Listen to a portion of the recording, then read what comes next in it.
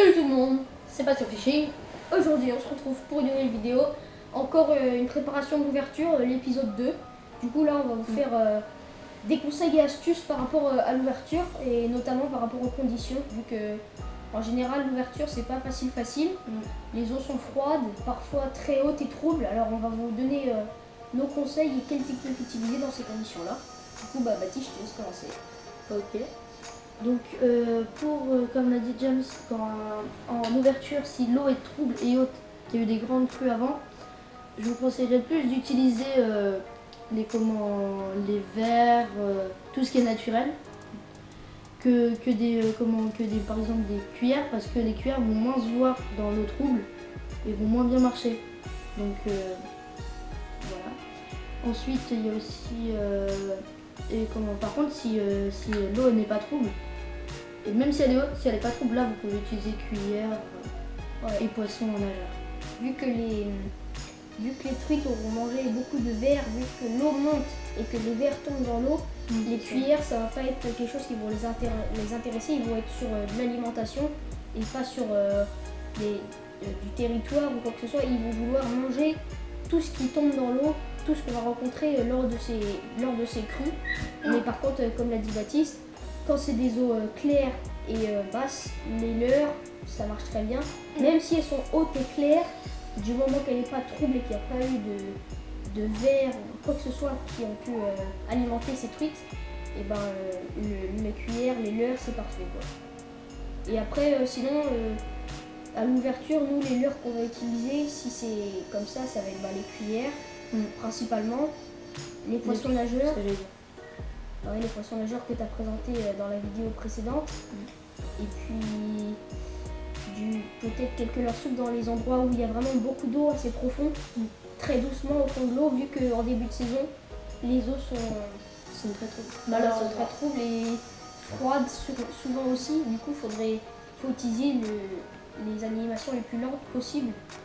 Sauf faut pêcher aussi, j'ai oublié de le préciser, faut pêcher les moments les plus chauds de la journée aussi. Oui. Quand c'est froid comme ça et que les conditions sont difficiles, c'est le meilleur. Et après, ça c'est dans nos rivières, c'est pas pareil partout, mais sinon il faut faire ça. Et puis c'est dans le Calvados. C'est pas pareil partout. Partout pareil. Il faut s'adapter, et puis en général c'est comme ça qu'on peut prendre du poisson et pêcher les zones plutôt calmes. Vu que les truites n'ont pas beaucoup à manger, sauf pendant ces périodes de crue, il faut pêcher les endroits où ils n'ont pas besoin de beaucoup se dépenser, mais où la nourriture arrive quand même. Donc à côté des courants. Puis pas faire trop de bruit. Surtout. Il faut être discret, elles viennent de sortir de frais, faut attaquer le plus finement possible. Après les diamètres de fil, tout ça. Faut essayer de lancer de plus loin. Comme ça, ça évite de faire trop de bruit, donc elles vont pas savoir que vous êtes là. Donc essayez de lancer loin. Par exemple, s'il y a un caillou sur l'eau mais que la truite est près du caillou, si vous pensez que c'est mieux de lancer sur le caillou, c'est le contraire. Il vaut mieux rester sur la rive, au moins vous faites moins de bruit que si vous essayez de vous mettre sur le caillou.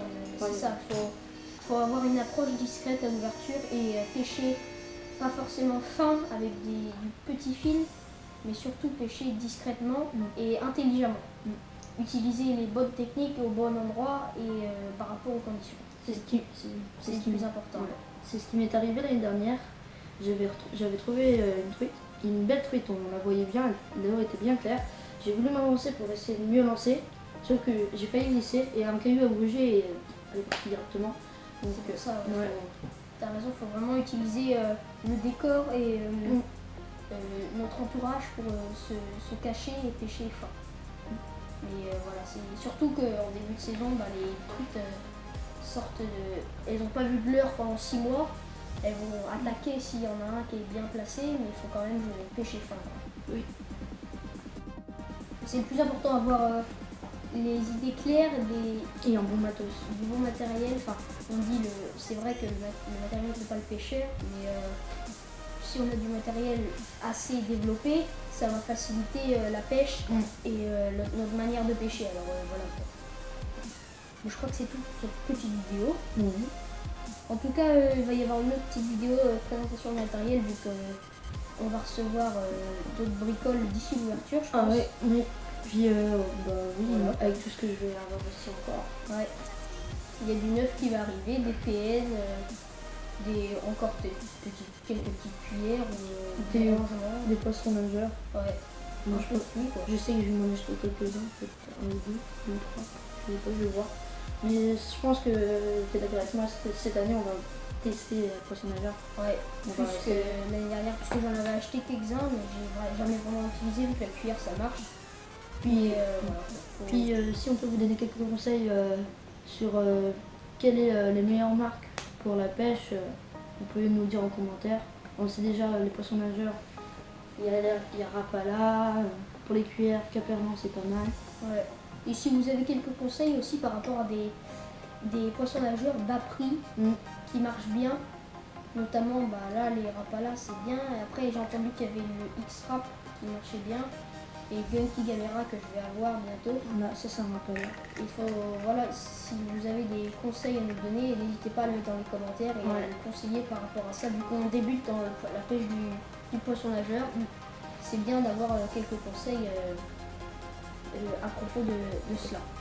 Puis ça nous aide du coup à pêcher plus de poissons, donc ça fera plus de vidéos passionnantes pour vous. Ouais, et puis vu que vous aimez de plus en plus le poisson nageur et que c'est quelque chose qui s'utilise beaucoup maintenant, je pense que c'est une bonne idée déjà pour la chaîne et pour vous ça va vous plaire je pense, parce que la cuillère, bah, je pense que vous en avez un peu marre et que vous aimeriez bien avoir un petit peu de TN sur la chaîne. De nouveautés.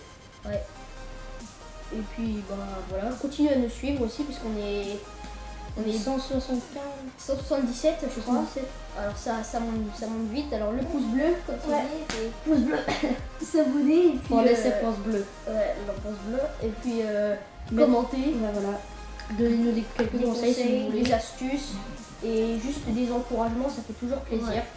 Et Pas comme comment ça s'appelle le gars? oh, Je me parle. bon, il y en a quelques-uns qui veulent faire les kékés ou nous faire la morale s'ils veulent. Ils font ce qu'ils veulent, ça fait du bien parfois d'avoir quelques commentaires comme ça dépend. Mais voilà. Juste donnez-nous des conseils et puis voilà quoi. Et aussi, comme il faut rajouter, on a oublié de le dire, pour aussi quand vous allez pêcher, des astuces, avoir toujours un couteau sur soi. Parce que si par exemple le fil il se coince quelque part où vous pouvez pas y aller, l'eau est trop froide ou quelque chose comme ça, ou trop haute, vous coupez le fil, ça va être plus facile ça va être plus facile du coup. Il y a plein de choses comme ça, ça va être plus facile avec un couteau ou avec un dégorgeoir. C'est la faut pêche jamais, vagabonde.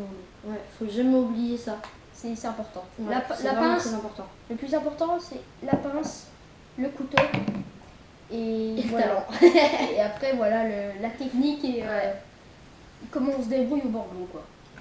Et voilà, bah, n'hésitez pas aussi à aller voir comme dans la précédente vidéo le compte Instagram et la page Facebook de la chaîne. Ainsi que la chaîne secondaire qu'on va ouvrir, on va mettre, comme on l'a dit dans la première vidéo, zapping, de bêtisier, des conneries qu'on fait, voilà. Peut-être des petites vidéos rigolos, genre des Parodies. petits courts-métrages, des trucs comme ça. Parodique.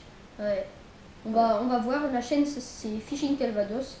Alors on va vous la mettre dans la description et puis n'hésitez pas à aller voir. On va mettre des vidéos, je pense, d'ici le début de la saison. Ouais. Bon allez. Bon allez, À plus. salut. Et bonne fête.